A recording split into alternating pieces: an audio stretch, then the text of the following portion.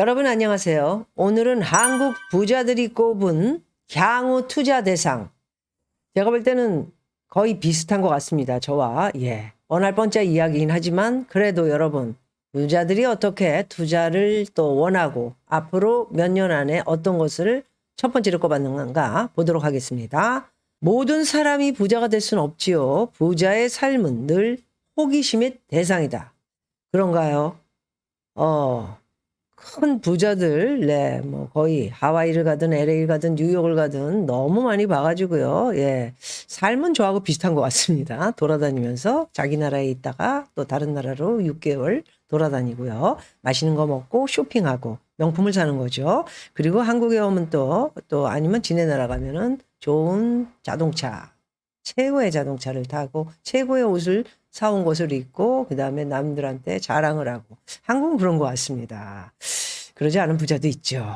어쨌든 그런 대중의 궁금증을 풀어주고자 매년 적지 않은 학술 논문과 보고서, 책자가 쏟아지죠.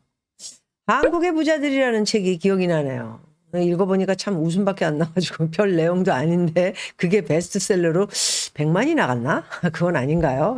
떼돈을 벌었더군요. 남 이야기, 부자들의 이야기를 쓴 거죠. 이 가운데 가장 공식력을 인정받는 게 신한은행, KB, 국민, 하나, 우리 이렇게 4대 시중은행이 매년 정기적으로 발행하는 부자 보고서라고 하네요. 얼마 전에도 하나 부자 보고서를 말씀드린 적이 있습니다. 자, 하나은행의 경우에 2007년부터 대한민국 부자들의 자산관리 방법과 라이프 스타일을 분석해 쌓은 데이터의 양과 질이 웬만한 학술 보고서를 압도한다. 하나은행 겁니다. 4개 은행이 각각 차별화를 꾀하면서요. 각기 다른 부자들의 모습을 발굴하고 있다는 점도 흥미로운데요. 하나은행 금융경영연구소라는 데서는 4월 9일 발표한 보고서를 통해 금융자산 100억 원 또는 총자산 300억 원 이상인 슈퍼리치를 집중 해부의 눈길을 끌었습니다. 매년 말 보고서에 KB금융지주경영연구소는 또 다른 데입니다. 한국의 부자 보고서를 내는 곳이죠. 2022년 말에 전통 부자들의 특징과 함께 부동산 자산 규모를 집중 조명을 했습니다. 여기에서 부자는 금융자산 10억 원 이상을 보유한 개인 자산가다. 자, 은행에 10억 원 있으신 분들, 주위에 박미TV의 자산가들이 워낙 많으셔가지고, 그냥 기본 있으신 분들이 좀 있으시더군요. 금도 현금이기 때문에 제가 볼 적엔 달러도 다 예금이 돼 있다면 10억 원이 이상이 될 수 있다. 그 한도의 부자에 들어가신다. 이렇게 생각하시면 됩니다. 바로 팔아서 돈을 만들 수 있는 금, 뭐 주식도 바로 팔 수 있죠. 그런데 떨어져 있으면 바로 팔지 못하기 때문에 이제 그런 것들은 조금 힘들고 달러도 바로 팔 수 있고 뭐 이런 것들이 이렇게 현금으로 보유할 수 있는 돈들입니다. 은행에 들어가 있다면 그것은 10억 원 이상의 개인 자산, 부자 보고서에 들어갈 수 있는 내용이라고 이렇게 볼 수 있겠습니다. 자, 대중 부유층은 금융자산 1억 원에서 10억 원 미만을 보유한 계층입니다. 대중 부유층. 상위층 부자는 아니고요. 부자는 부자입니다. 1억 원에서 15억 원 금융 통장의 돈이 1억 원에서 10억 원. 1억 원은 조금 적기는 하지만 어쨌든 부동산이 있으면 되겠죠. 부자 금융자산 10억 원 이상 보유 자산가보다 연령이 어리지만 디지털에 익숙하다라는 것이 특징이다라고 이렇게 써놨습니다. 신한은행은 또 2017년부터 매년 4월 무렵 보통 사람 금융생활 보고서를 발행했습니다. 신한은행도 부자 보고서 내놓죠. 제가 봤을 때 신한은행은 그 PB 파트 이렇게 해가지고 고준석 이런 사람을 많이 뭐 그런 사람 말고도 다른 사람도 되게 많은데요.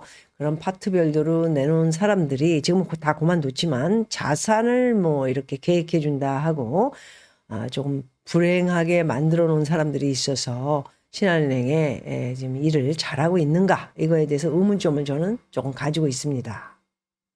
자, 신한은행은 4월 12일 기준 올해 보고서를 내지 않았다고 하네요. 그래서 나머지 3개 은행의 보고서를 통해 현재 한국의 부자 특징을 살펴본 것입니다.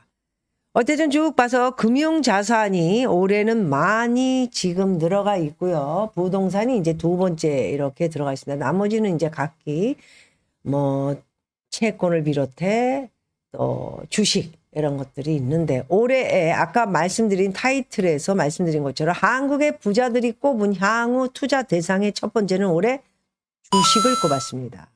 그리고 부동산은 2번째로 떨어졌다 이렇게 볼 수 있고요. 그 다음이 3번째가 예금순.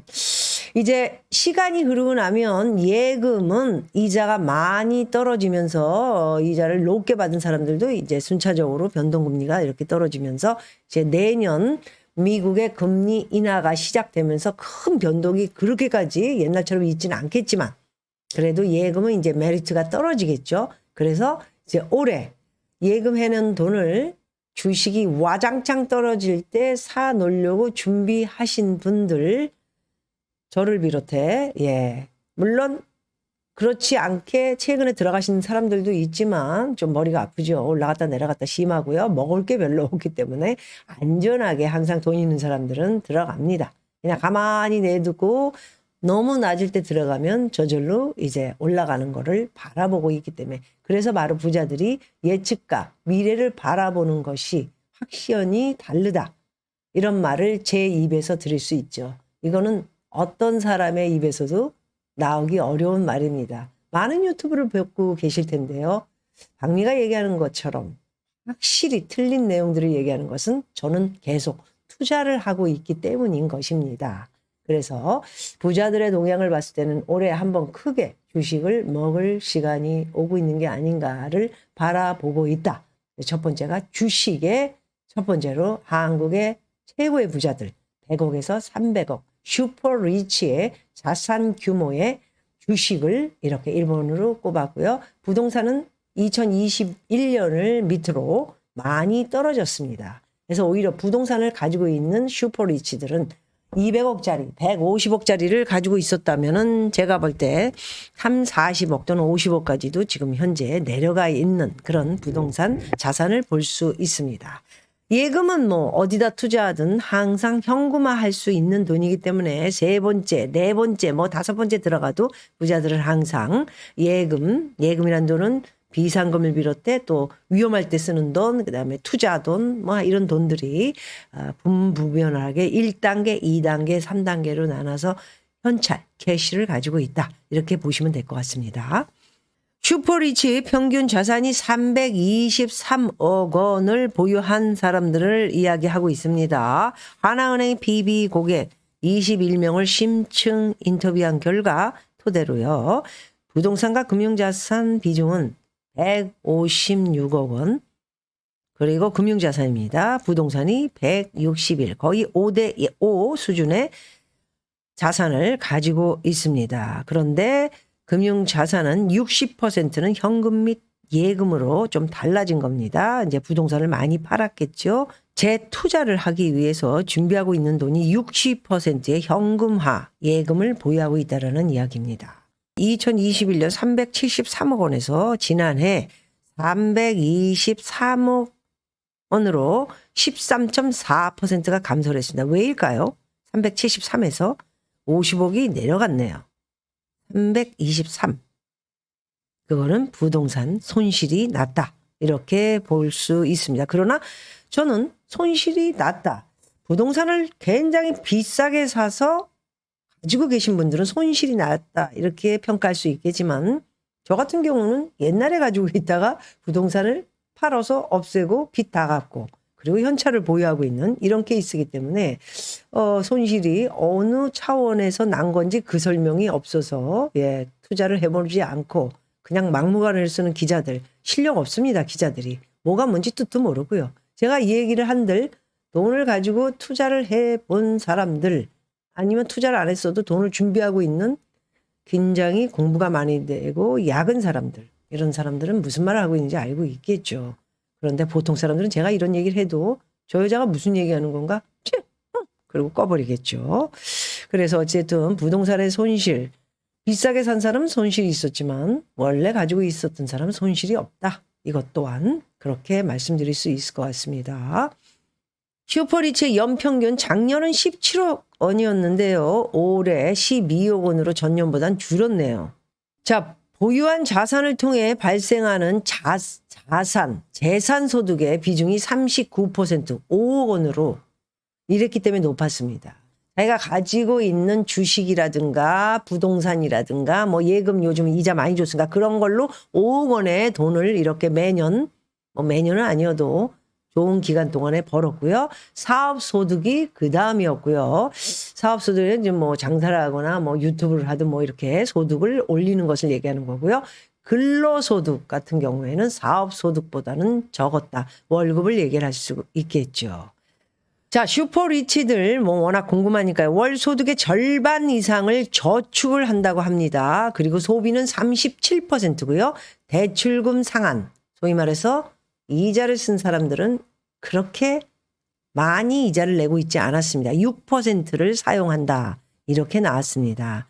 직업은 기업 경영자들, 그 정도는 돼야 되겠죠. 우리나라의 이 부자들을 이렇게 보니까 슈퍼리치는 9,000명밖에 안 되고요.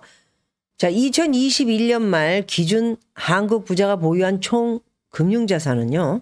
2,883조 원이라고 합니다. 그러니까 대한민국의 5천만 인구를 이렇게 계산했을 적에 2,883조 슈퍼리치들이 가지고 있는 돈입니다. 뭐 그 다음에 대중 부자, 부유층을 비롯해 좀 있죠. 예, 근데 굉장히 약합니다. 그래서 부자를 자산 규모별로 나눠보면요. 90.7%가 38만 5천 명, 10억 원에서 100억 원 미만 금융자산을 보유한 자산가입니다. 그리고 100억 원에서 300억 미만의 그 자산가는 3만 1,000명, 얼마 안 되죠. 자, 그리고 300억 원 이상 초고 자산가는 2.0%, 9,000명 밖에 안 됩니다. 대단히 밑으로 내려오니까 굉장히 얼마 안 되는군요. 그래서 슈퍼리치의 70%는 지난해에 금융자산 투자로 이익을 냈고요. 10% 이상 고수익을 거둔 슈퍼리치도 15%에 달했습니다. 향후 투자 대상으로 아까 말씀드린 대로 주식이 29%, 잘 들으셔야 돼요. 어디에 우리가 선별을 해서 투자를 할 것인가. 자꾸 팔랑귀가 돼서 쓸데없는 사람들 얘기 듣지 마시고요. 주식 잘 투자하시면 크게 먹을 수 있는 기회가 오고 있다. 박미TV에서 누차 얼마 기간의 기준에 무너지면 들어가서 이제 기다리고 있으면 2024년 부터 이제 금리 인하와 함께 빠르게 금리 인하가 되진 않습니다. 이번에는 그것을 비롯해 이제 기업들이 지금 대사를 하는데 시간도 걸립니다. 계속 안 좋아지고요. 경기 침체. 미국이 이제 하반기부터 본격적으로 시작이 되면서 많이 무너진다는 거는 고용도 이제 실업자가 많이 나오고 회사도 더 많이 망가지고 은행도 더 많이 망하는 거. 지금 금리 인상이 그거를 지금 기다리고 있는 것이죠. 여러분들은 무슨 뜻인지를 금리 인상이나 너무 몰라서 답답할 때가 많은데 거기까지만 얘기하겠습니다. 열심히 보시면서 공부하시면 될 것 같아요. 자, 이런 순으로 돼 있는데 주식, 그 다음에 부동산 27%를 꼽았고요. 부동산은 뭐 기본으로 들어가는 건데 저 같은 경우에는 더 이상의 부동산 투자는 없다.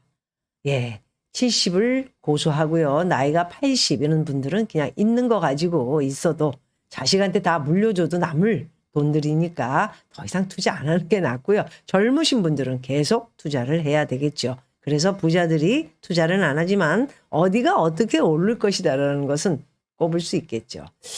오르는 폭이 높지가 않는 게 문제고요. 이제는 수익률이 나오는 것이 무엇인가를 제대로 보고 있다. 이렇게 말씀드리고요. 세 번째가 예금으로 세 가지를 꼽았다고 합니다. 자, 금융자산으로 돈을 이렇게 셋업해 놓은 것을 보니까요. 첫 번째 예적금의 32.6, 주식이 22.6, 수시로 입출금하는 게 18.8, 개인연금 12.9. 우린 나이가 들어서 이제 개인연금 없지요. 예, 한 달에 뭐 이제 돈이 나오든가 아니면 저처럼 다 타먹든가. 저축성 보험 7.9. 중요합니다. 저런 것들 저축성 보험.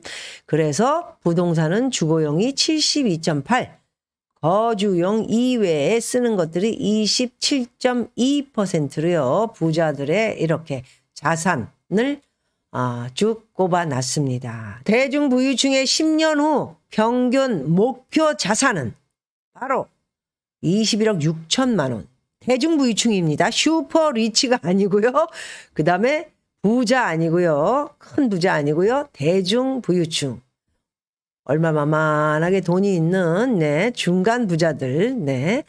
이렇게 10년 후의 목표는 21억 6천이다. 현재 보유 자산 대비 2.1배 수준으로 자산을 불리길 원하는 셈인데요.